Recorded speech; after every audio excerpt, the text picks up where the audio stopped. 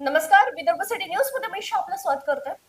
इंस्टाग्रामवरील शस्त्रबाजी पडली महाग, तिघे युवक पोलिसांच्या जाळ्यात। अमरावती दिनांक 10 जून इंस्टाग्रामवर तलवार, फरसा आणि गुप्तीसारख्या प्राणघातक शस्त्रे हातात घेऊन फोटो व्हायरल करणाऱ्या तिघा युवकांवर राजापेठ पोलिसांनी कारवाई करत त्यांना ताब्यात घेतले।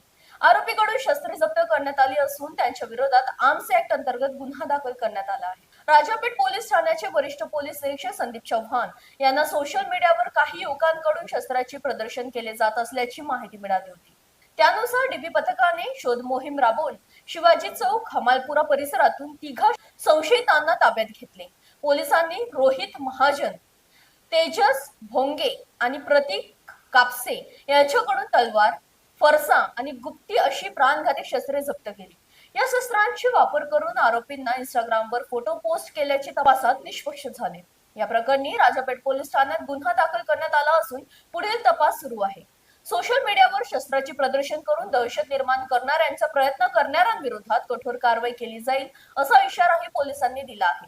ही कारवाई राकेश ओला यांच्या मार्गदर्शनाखाली राजापेठ पोलिसांच्या पथकाने केली। अशाच अधिक माहितीसाठी आमच्या चॅनलला लाईक करा, शेअर करा, सबस्क्राईब करा आणि फॉलो करा।